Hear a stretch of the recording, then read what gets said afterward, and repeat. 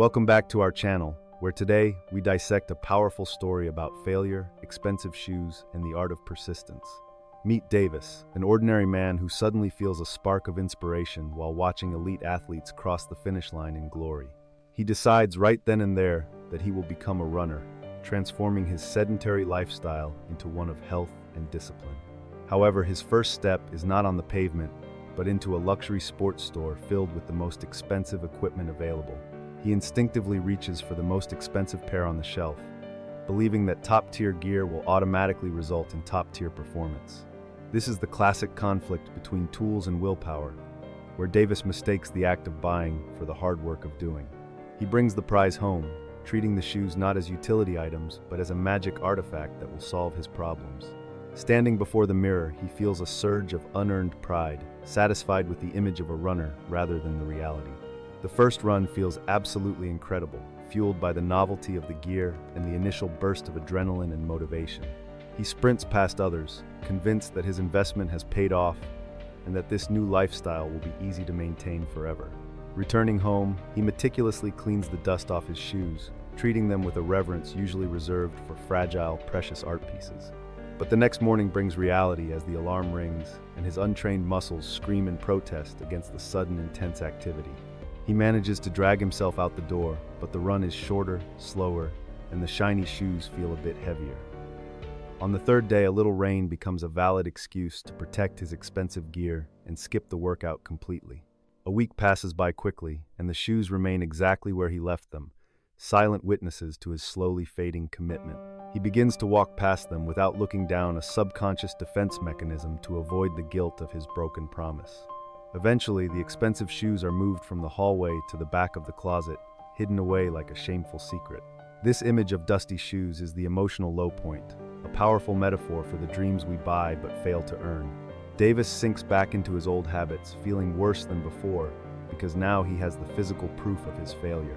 He is trapped in the cycle of failure, a pattern where we try to buy change instead of building it through action. Lying awake at night, he realizes that the problem wasn't the weather or the shoes, but his approach to the entire process. The next morning, he decides to try again, but this time he strips away the ego and the expectations of glory. He puts aside the professional outfit and wears old, comfortable clothes, shifting his focus from how he looks to how he feels. He introduces a new rule to break the mental barrier: he will run for only 15 minutes, no matter what happens. This is the philosophy of the small number, lowering the bar so low that his mind cannot find a valid excuse to refuse. When others sprint past him, he doesn't chase them. He understands now that his only competition is the person he was yesterday. When the timer hits 15 minutes, he stops immediately. This discipline prevents burnout and leaves him wanting to do it again tomorrow.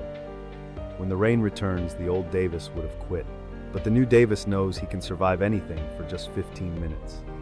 He runs through the rain, letting the expensive shoes get muddy and wet, finally using them as tools rather than museum exhibits. The mud on his shoes is no longer a sign of neglect, but a badge of honor, proving that he showed up. A month passes. He hasn't transformed into a supermodel, but his internal state has shifted from anxiety to a quiet, steady confidence. When friends ask about his speed or distance, he simply smiles. He knows those metrics don't matter as much as the streak. We see a stark contrast between the man who bought the shoes and the man who is now wearing them out daily.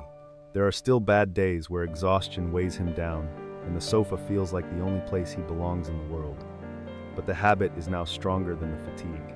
He stands up, not because he wants to, but because it is who he is. He runs in the dark with no audience to applaud him. This is the silent, lonely work that actually builds true character. He discovers a profound truth that the greatest victory is not crossing a finish line, but simply lacing up your shoes. Passing the store where it all began, he realizes he no longer needs the newest equipment to feel like a real runner. His shoes are now worn, frayed, and ugly to the outside world. But to him, they are beautiful artifacts of his persistence. Naturally, without force, the 15 minutes turn into 20. Growth happens as a side effect of consistency, not as a forced goal. Seasons change around him, but his routine remains the anchor. He has become the constant variable in a world of changing weather. The people who watched him struggle now watch him with respect. Consistency commands a level of admiration that speed alone never can. He has shattered the cycle of failure. He didn't break it with a hammer, but with the gentle, steady rhythm of daily action. The excuse of, "I don't have time," has vanished. He proved that everyone, no matter how busy, can find 15 minutes. He now becomes a mentor, advising others not to focus on the gear, but to focus on the act of showing up. The contrast between the pristine store shoe and his battered sneaker is the difference between the promise of doing and the doing itself. The hills are still hard and the sweat is still real. The difference is that now, stopping is simply not an option. Reaching the top, he feels a satisfaction that money cannot buy. It is the quiet, solid confidence of a man who keeps promises. He looks back at his past failures, not with shame, but with understanding. They were necessary steps to learn this simple, powerful lesson. Taking off his shoes, he notices a small hole wearing through the fabric. It is a battle scar, a testament to his journey. He places them right at the front of the closet. They are ready for tomorrow, because he knows he will be ready too. The lesson is clear. Do not wait for the perfect conditions, the perfect mood, or the perfect equipment to start your journey. Start with what you have right now. Perfection is often the enemy of completion, and the enemy of actually getting things done. The power of 15 minutes is that it shrinks the mountain into a pebble. It makes the impossible task feel incredibly easy. Davis documents his journey, focusing on the mental shifts rather than the physical stats. He is building a mind, not just a body. His silent example ripples out, inspiring those around him to start their own small, imperfect journeys toward a better version of themselves. We often overestimate the power of motivation, which burns out, and underestimate the power of habit, which can cut through solid rock. The expensive shoes were never the problem. The error was in the mindset that tried to outsource the hard work to a purchase.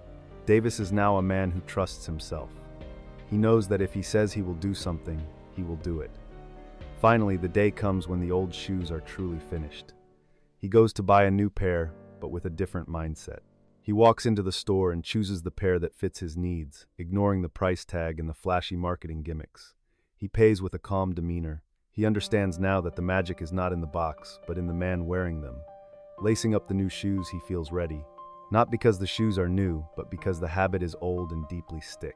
Remember this story when you feel stuck. You do not need to be the fastest or the strongest.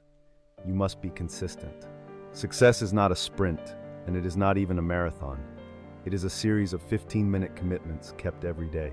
As we close this chapter, ask yourself, what is the 15-minute promise you can make to yourself today to change your life? Don't buy the shoes first. Build the habit first. The gear can come later, but the will must be there from the start.